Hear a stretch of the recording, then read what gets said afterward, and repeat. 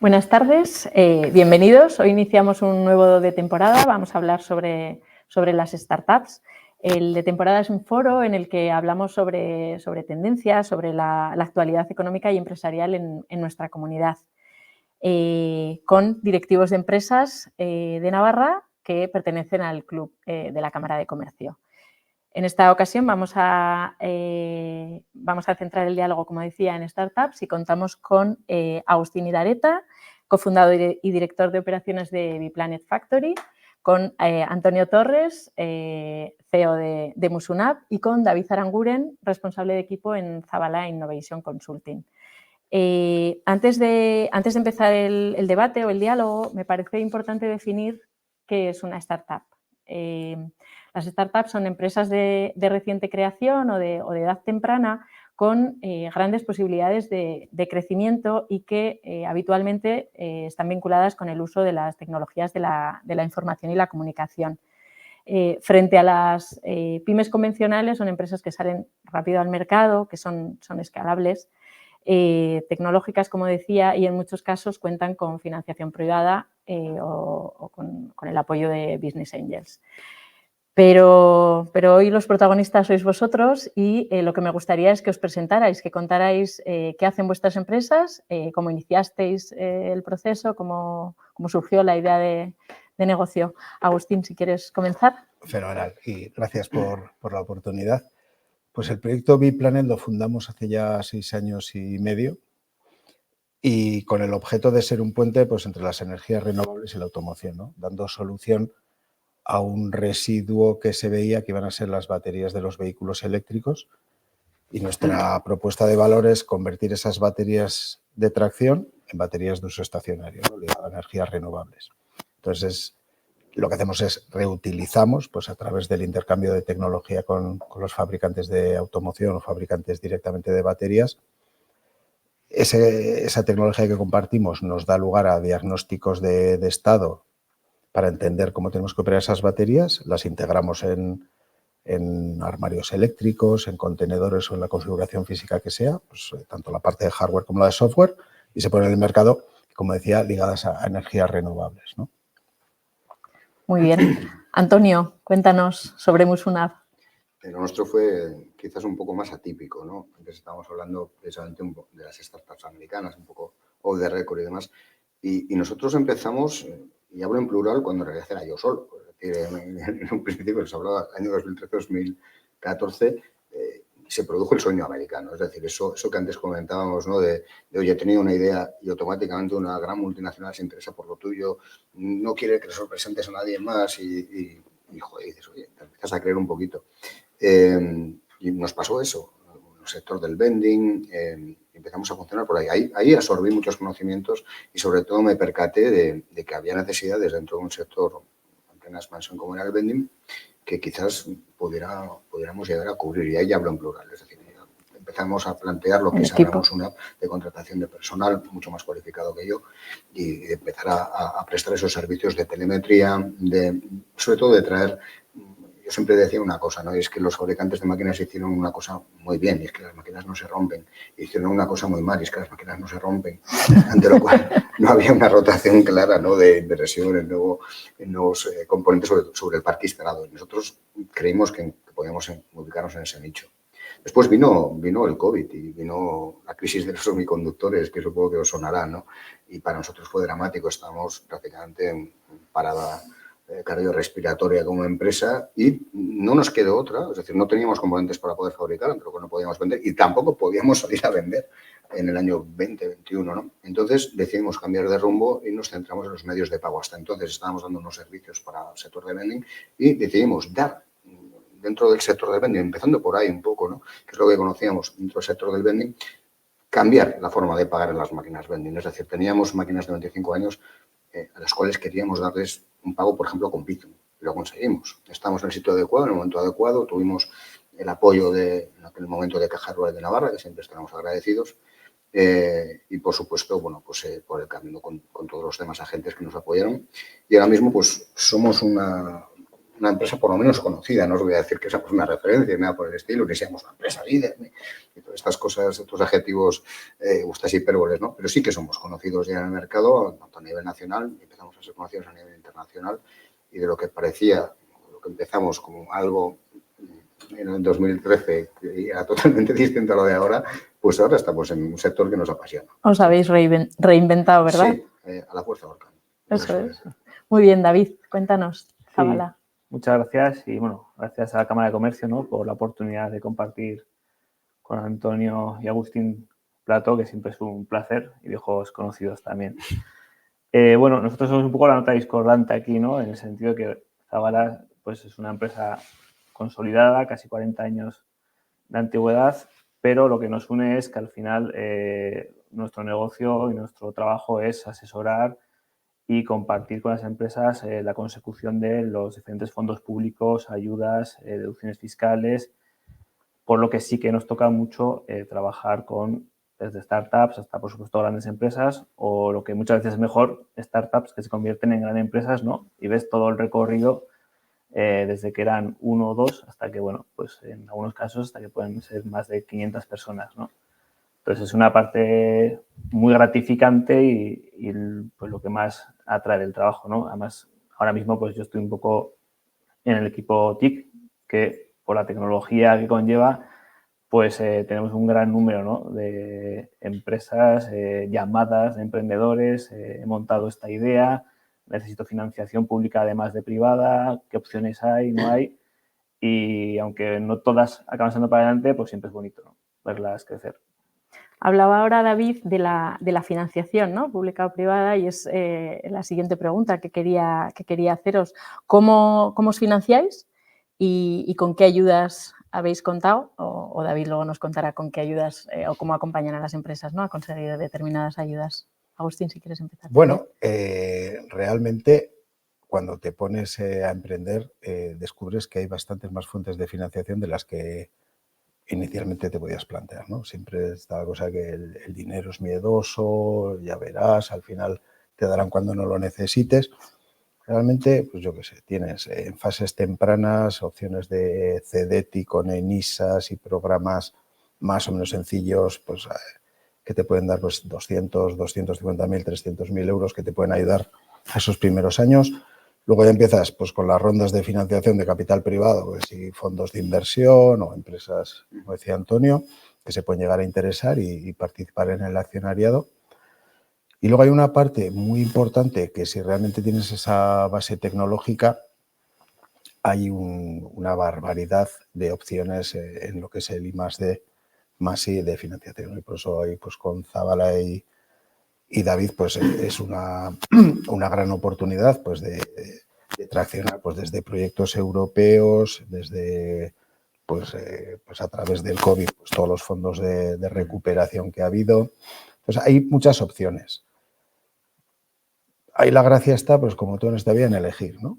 En elegir bien, ¿no? Elegir bien, el smart money, ¿no? Decir, oye, que tener un poco la sangre fría y la habilidad de decidir qué tipo de financiación necesitas en cada momento, ¿no? En función de la necesidad. Habrá veces que será financiación a través de ceder capital, otras veces que será financiación bancaria al uso. Pues, bueno, hay muchas opciones, pero ahí la cuestión es pues tener la humildad de reconocer que pues, de unas cosas sabrás algo, de otras poco y de algunas nada, y asociarte pues, con gente que tenga el conocimiento y el acceso que te pueda apoyar, ¿no? Que te pueda dar el soporte y orientarte, ¿no?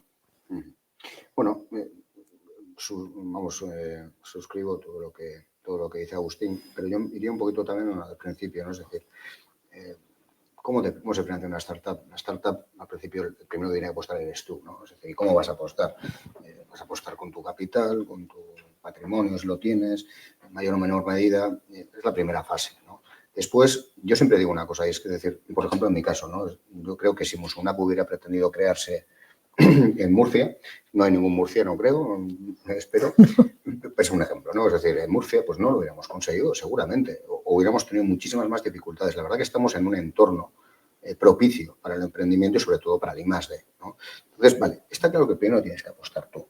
Apostas, lo que tengas. En nuestro caso, pues que os había dicho el sueño americano, nos dio pequeño capital que pudimos invertir para cimentar lo que después iba a ser Osuna, ¿no? Una vez que ya logras todo eso, puedes, es decir, ya tienes, pues, antes mencionaba Caja Rural, ¿no? Y en este caso también Sodena. Nosotros, sin Sodena, creo que no hubiéramos podido arrancar. Siempre lo repito y yo creo que es de bien nacidos ser agradecidos, pero la labor que hace Sodena en Navarra es brutal, ¿no? Y Sodena además sirve de tractor, pues para los Elcarguis, para SGRs de otro tipo. Una vez que ya logras todo eso, ya puedes empezar a trabajar con la banca. Es decir, ¿no? Hasta que no rompes un poco el cascarón, ya tienes unos resultados que puedes demostrar o no, ¿no? Los resultados al principio nunca son tan bonitos como tú los pensabas, ¿no? Pero ya puedes empezar a trabajar con la banca tradicional y a partir de ahí pues la cosa suele ser más sencilla.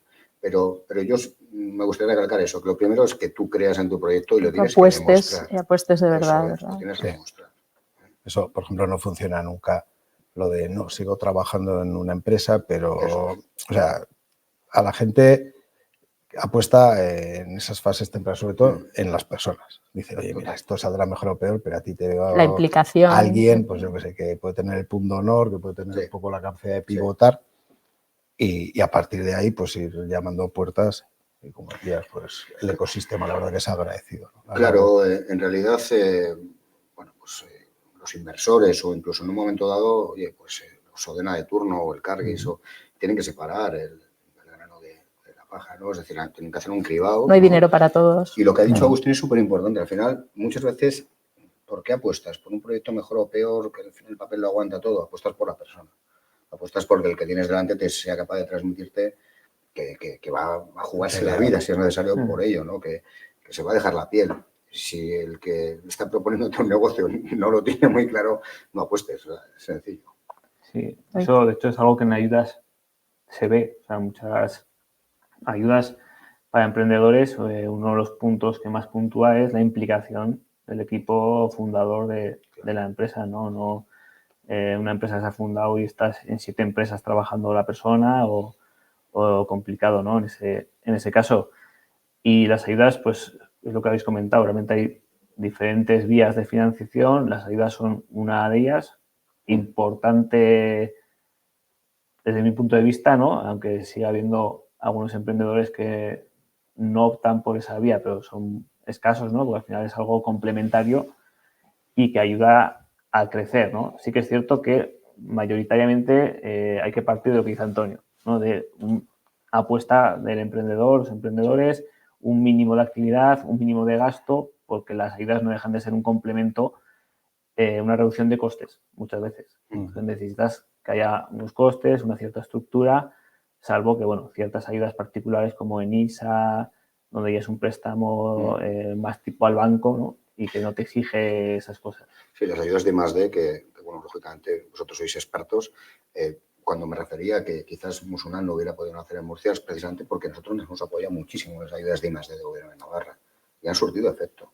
Es decir, está claro que no puedes funcionar solamente con las ayudas, pero te ayudan muchísimo, valga la redundancia, ¿no? Es unas subvenciones que no son a fondo perdido, que tienes que demostrar el gasto, pero es que si tú crees en un proyecto y lo quieres llevar a cabo, vas a incurrir en gasto. Sí, que igual te ayudan, como decía David, ¿no? A ir más rápido, a crecer, claro, a despegar. Tienen que ser animadoras. O sea, no tiene que ser el leitmotiv de la decisión, cómo lo subvencionan. Bueno, tienes que tener, decir, oye, ¿qué quiero hacer? ¿Cómo puedo financiar lo que quiero hacer? Efectivamente, también Y eso desde Zabala les he escuchado muchas veces, ¿no? No el tratar de encajar lo que quiero hacer, hay esta ayuda, voy a tratar de inventar. No, tengo que pensar en qué quiero hacer, tenerlo muy claro y después ver cuál es la ayuda que mejor encaja. Y tener la visión, ¿no? Porque al final hay ayudas para I+D, que además en Navarra, pues la verdad es que están muy bien y es la única comunidad también que permite luego monetizar la deducción fiscal, que para los emprendedores es súper importante y muchas veces es incluso un mayor impulso que la propia ayuda. Al final, poder monetizar esa deducción, que si no, no podrías aplicarte en los primeros pasos, es algo fundamental. Pero hay ayudas para contratar personas, ayudas para inversiones, hay ayudas para medio ambiente. Entonces, es cuestión de coger ese plan estratégico, desgranarlo y ver dónde puede solicitarse cada ayuda, que lógicamente es algo también que el emprendedor con sus 100 cosas no puede hacer todo. Entonces es ahí donde entramos muchas veces en ayudarle con el esa apoyo parte. especializado, claro. Claro. Habéis, no sé si habéis notado el efecto o si os ha afectado la ley de startups que se publicó en diciembre del 22. Parece que hablaban de un nuevo marco de incentivos fiscales y laborales, tanto para la inversión como para la atracción de talento para las empresas innovadoras de base tecnológica. ¿Habéis tenido algún efecto en vuestras empresas? ¿Habéis notado? Aquí en Navarra, pues al tener esa autonomía fiscal, digamos que algunas de las medidas ya estaban implantadas, pues como comentaba David, la monetización de ciertos impuestos pues en base a lo incurrido en I+D.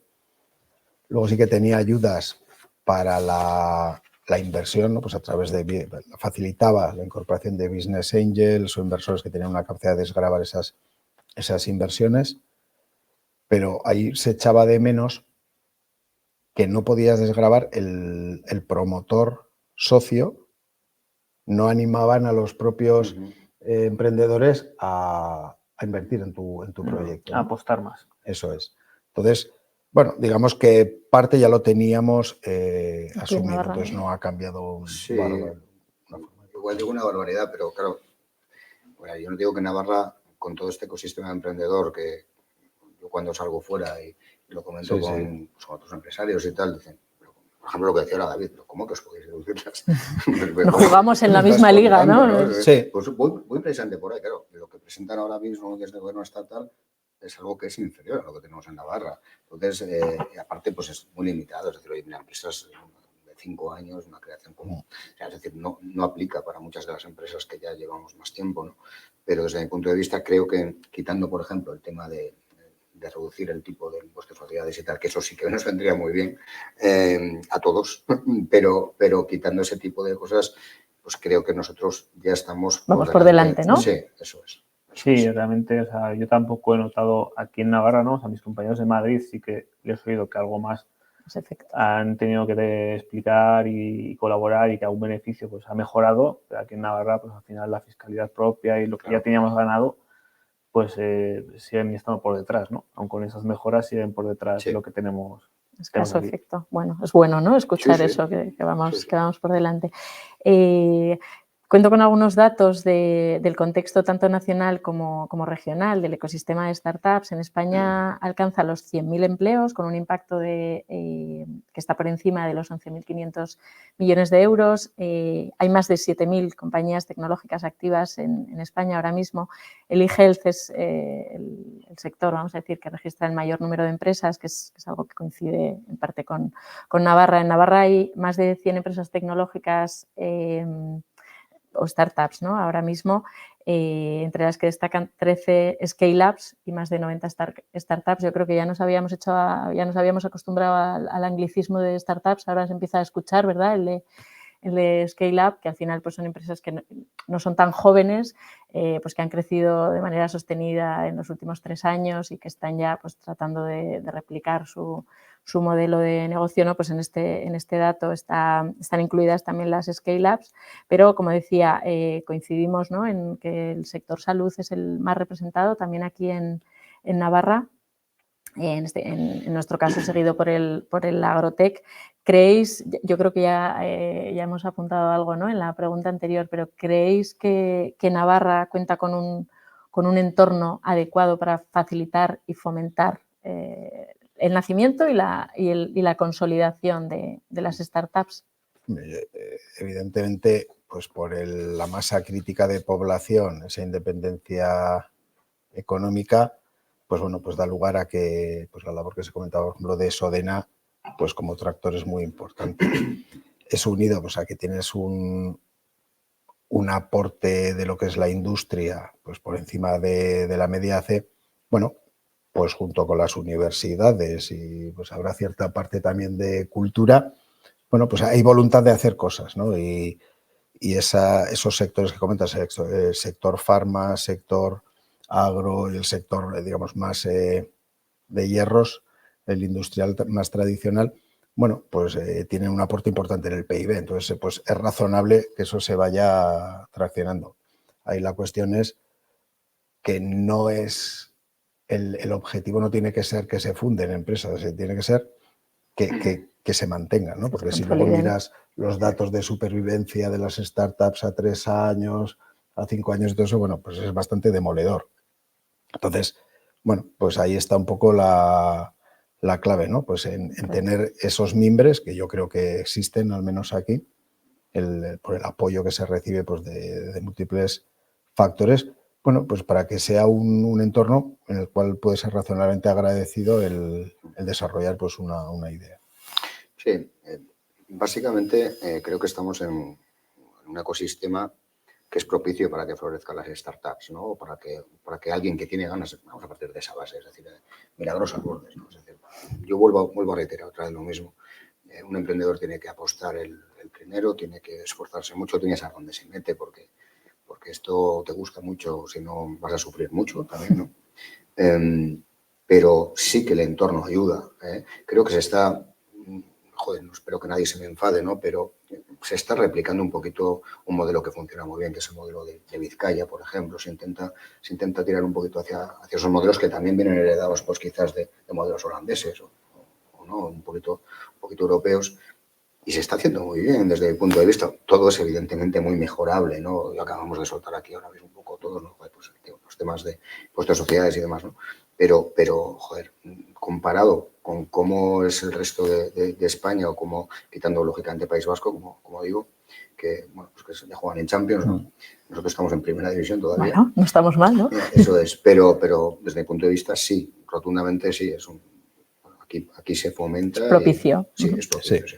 Para empezar, pues el vivero de empresas de CEIN, pues que, a ver, pues es humilde y tiene el volumen que tiene y los recursos que puede tener.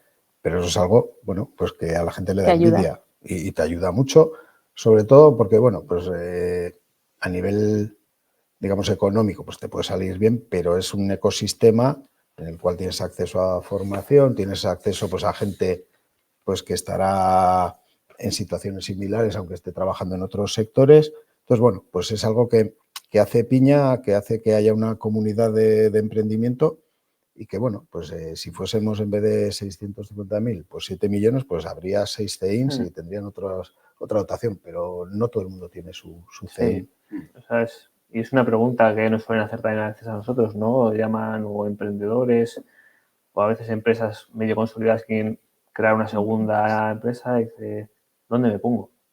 Claro. ¿Qué ofrece Navarra, no? ¿O es Navarra interesante? A nivel de España, que he puesto una visión global, ¿no? ¿Dónde me puedo? Y es cierto que aquí pues, hay un ecosistema bastante favorable, ya no muy alejado de lo que pueda ser Guipúzcoa, Vizcaya, que a lo mejor históricamente también pues, tiene mucha tradición, ¿no? de emprendimiento y ahí, pero ya estamos en una situación muy parecida, ¿no? Tanto a nivel de ayudas como a nivel de centros como CEIN, Sodena o los organismos públicos que, bueno, van sacando, ¿no? Han vuelto a retomar este año la ayuda para IBTs de base tecnológica. Sumando un poco todo, pues entre lo que tenemos aquí más lo que hay a nivel nacional, es un buen sitio, ¿no? Claro, es que yo creo que está habiendo un cambio de paradigma y hay gente que lo está empezando a entender y por eso se aplican ciertas políticas, ¿no? Me parece que bueno, como me ha gustado la expresión que ha dicho Agustín, ¿no? Del hierro, ¿no? De tal, es necesario, evidentemente, pero es que vamos hacia otros modelos, ¿no? No solo eso, ¿no? Entonces, que se esté invirtiendo, que se esté fomentando todo eso, no es que sea necesario, es vital. Y hay gente que todavía no lo ha entendido. Aquí poco a poco se empieza a entender. Bueno, está bien. Y para ir terminando, me gustaría hablar del futuro. ¿Cómo veis vuestras empresas? ¿Qué retos os marcáis de aquí al corto medio plazo? Pues cada día es un reto, si te digo la verdad.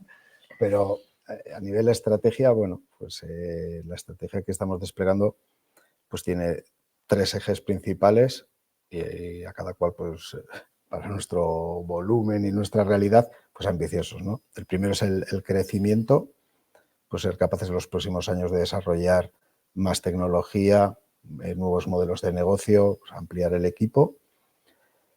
Y el segundo eje sería la internacionalización, pues en el sector que estamos, el sector de oriéntalo como energía o automoción, pues no puede ser local. Entonces tenemos que tener esa ambición y buscar los partners adecuados o las estrategias adecuadas que nos den lugar a esa presencia razonablemente global, dicho con humildad. Vaya.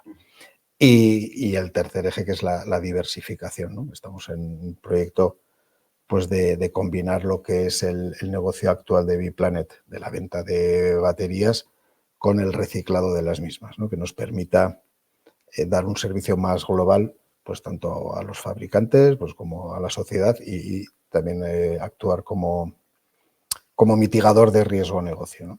Entonces, en esas estamos. Que no es ¿Y a poco, dónde nos sí, llevará? sí, Bueno, pues a ver, incertidumbres, pues tienes miles, ¿no?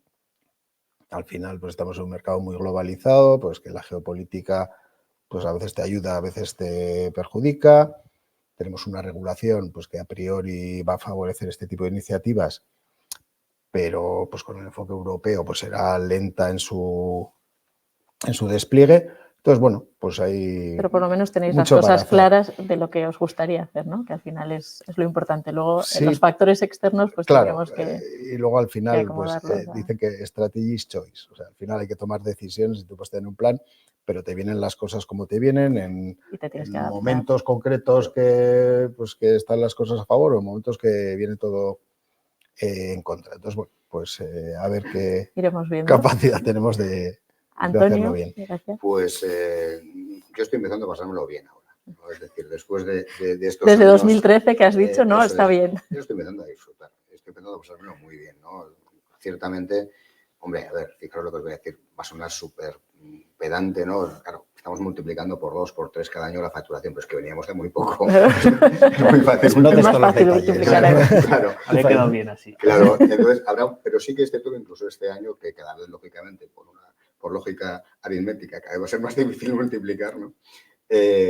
También creo que multiplicaremos y vamos a crear una nueva compañía, es decir, creo que el futuro va a ser que nos constituyamos como grupo para prestar servicio a la empresa de ingeniería. Yo creo que vamos todos a la misma línea de internacionalización. En este caso, traccionados quizás también un poco por algunos de nuestros clientes con los que hemos llegado a acuerdos importantes. Y diversificación también, es que básicamente todos estamos igual, es decir, pues variar los productos, variar las líneas de ingresos, líneas de producto y ciertamente mi cara yo creo que lo dice todo, ¿no? Es decir, ahora mismo cuando rompes un poco el cascarón y ves el mundo después de lo difícil que es emprender, porque me hacía mucha gracia, hace unos años surgió una corriente a nivel estatal de vamos a emprender y todo el mundo montaba un bar, ¿no? Entonces, hay una sociedad tiene que estar preparada para emprender y no se puede lanzar uno a la piscina así como así. Cualquier cosa no vale. Pero efectivamente nosotros, yo ahora mismo, yo creo que el resumen es ese. Vamos a crecer, creo que mucho y estamos empezando a disfrutar. David. Sí, pues nosotros al final, aunque seamos una empresa un poco diferente en el sentido de startup o empresa más consolidada, no dejamos de ir de la mano, ¿no?, de los clientes. Es decir, unido a los fondos Next Generation, pues hemos tenido un crecimiento importante en los últimos años, ¿no? De 250, 500 personas que hace poco hicimos, y eso es un reto importante en consultoría, ¿no? Mantener el servicio al cliente, duplicando plantilla y, bueno, con perspectivas de 580 a final de este año, por ejemplo, pues es complicado, ¿no? Entonces hay que mantener ese servicio, surgen oportunidades nuevas a nivel de ayudas, afortunadamente, todos los días casi, y unido a la parte internacional también.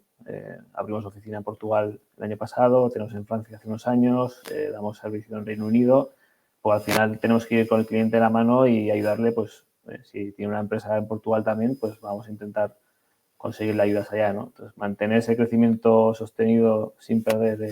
Crecimiento controlado, ¿verdad? Sin perder la calidad. Sin perder la calidad que se presupone, ¿no? Una consultora como Zabala, pues tiene sus problemas y sus retos bonitos para afrontarla.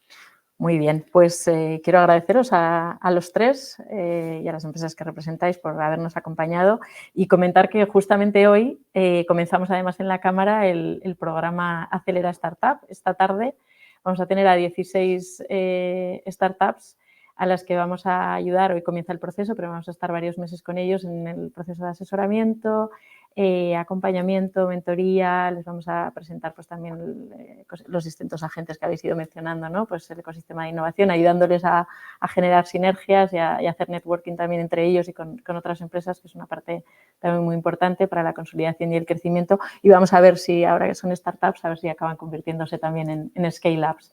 Muchas gracias y buenas tardes. Muchas gracias. Buenas tardes. Gracias.